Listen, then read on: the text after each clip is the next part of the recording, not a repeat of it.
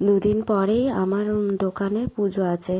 সেই উপলক্ষে আমি আর কি বিকেলবেলা সন্ধেবেলায় বাজার করতে বেরোবো। তার জন্য একটু রেডি হয়ে নিচ্ছি। এদিকে পাপাকে রেডি করে দিয়েছি, তো আমি রেডি হয়ে ওর সঙ্গে একটু বেরোবো দশকর্মার কিছু জিনিস কেনার জন্য। দশকর্মার টুকিটাকি জিনিসগুলো আমি কিনে নেই, কারণ ওগুলো সবসময় বাবাকে বলে সব কিছু লিস্ট দিয়ে তো হয় না।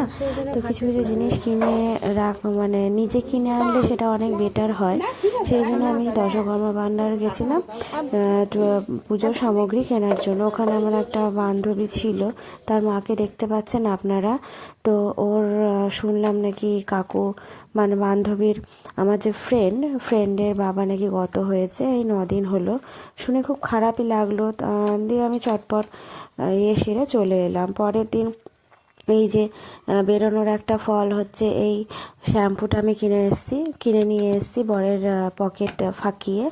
তো এটা আজকে ইউজ করব। দেখি আসলে আমার মানে আমার বিয়ে হওয়ার পর থেকে আমাদের এই শ্বশুরবাড়ির এই এলাকায় প্রচণ্ড জলে আয়রন, তার জন্য না আমার প্রচণ্ড চুল ওঠে। তো এই সব শেষে এটা একটু মনে হলো যে দেখি পতঞ্জলির এটা মিল্কে এটা ইউজ করে। তো দেখলাম যে আজকে ফিডব্যাক দেখলাম চুল পড়া অনেকটাই কম। এখন দেখা যাক। তারপরে চান টান সেরে এই যে আমি ঠাকুর ঘরে এসেছি। আমার ছোট্ট গোপুসোনা বসে আছে। ছোট্ট গোপুসোনাকে 2 দিন আগেই ওর পিসিমণি সাজিয়ে দিয়ে গেছে। এটা আমার খুব শখ, মানে আমার শ্বশুর মশাইয়ের খুব শখের একটা ঠাকুর ঘরে দেখতে পাচ্ছেন তো জিনিসের মানে বহরটাই বেশি হয়ে গেছে। ছোট্ট ঠাকুর ঘরে জিনিসে আটে না। তো এত জিনিস হয়ে গিয়েছে, আমার শাশুড়ি মা খালি বলে ঠাকুর ঘরটা ছোট হয়ে গেছে কিন্তু আমার শ্বশুর মশাই খুব যত্ন করে এটা বানিয়েছেন। খুব ভালো লাগে খুব, কিন্তু আমি আসার সময় পাই না ছেলের জন্য। আজকে এসেছি আমাদের লক্ষ্মী গণেশকে একটু পরিষ্কার করার জন্য। একদম হয়ে উঠছিল না। পাপাকে ঘুম পাড়িয়ে দিয়ে, আজকে রবিবার, ঘুম পাড়িয়ে দিয়ে আমি লক্ষ্মী গণেশকে একটু পরিষ্কার করব। ওই পীতাম্বরী যে পাউডারটা পাওয়া যায়, সেইটা ছোট্ট পাউচ নিয়ে এসে লক্ষ্মী গণেশকে বসে বসে একটু পরিষ্কার করার ইচ্ছে আছে। তো এখন একটু পরিষ্কার করে নিই। আসলে এই ঠাকুর ঘরে যা যা আমার ঠাকুর আছে, সবই মোটামুটি বেশিরভাগটাই আমার পছন্দের কেনা আর কি।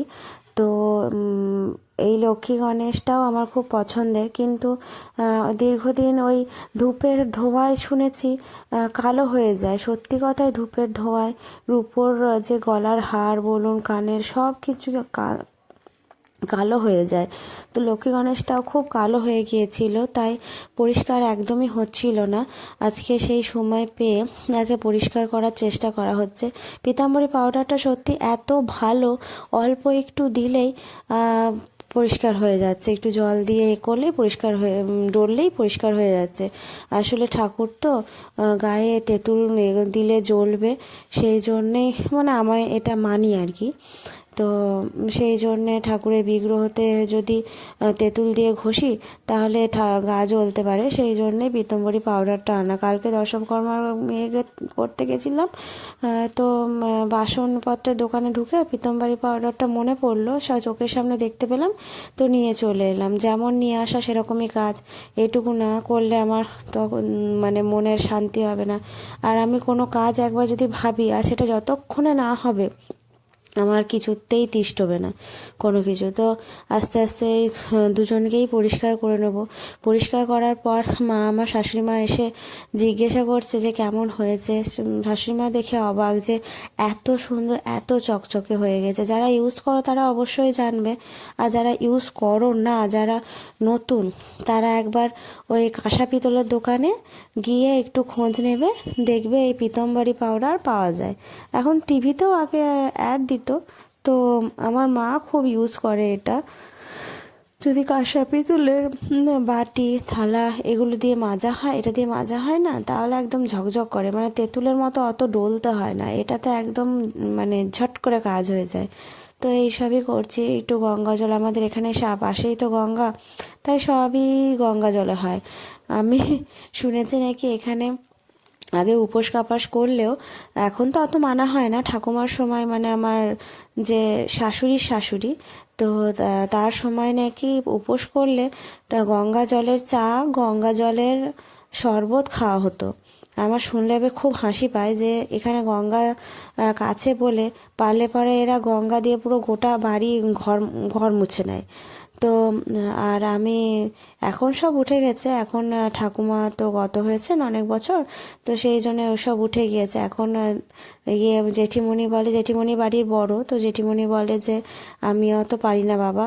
তো এই করে আর কি অনেক কিছুই উঠে গিয়েছে। তো ঠাকুমা খুব রেস্ট্রিক্টেড ছিলেন, সমস্ত কিছু মানতে হতো। ঠাকুমা যদি এই সময় থাকতো না, তাহলে আমার আর এরকমভাবে থাকা হতো না, শাড়ি কাপড় জড়িয়ে থাকতে হতো। যাই হোক, ঠাকুমার নিন্দা করবো না, তাও ঠাকুমার অনেক কিছু ভালোও ছিল, নাতিদেরকে খুব ভালোবাসতো, সেসব তো আছেই। তো এই আমার লক্ষ্মী ঠাকুর পরিষ্কার হলো, এবার গণেশ ঠাকুরকে নিয়ে আসবো। গণেশ ঠাকুরকে পরিষ্কার করতে হবে। গণেশ ঠাকুর আবার কালকে গণেশ ঠাকুর কিনতে গিয়ে আমার মানে পতিদেবের একটা ছোট্ট দোকান করা হয়েছে। তো কিসের দোকান পরে ব্লগে আসবে। তো সেই দোকানে জন্য একটা লক্ষ্মী গণেশের মূর্তি কিনতে 7টা দোকান ঘুরে ফেলেছি। পছন্দসই আর লক্ষ্মী গণেশ হয় না। প্রথমে ভেবেছিলাম এই লক্ষ্মী গণেশকেই নিয়ে যাব, পিতলেরটাই, কিন্তু তারপরে মনে হলো বাড়ির সিংহাসনটা তো ফাঁকা ফাঁকা লাগবে, সেই জন্য নতুন লক্ষ্মী গণেশ নেওয়া।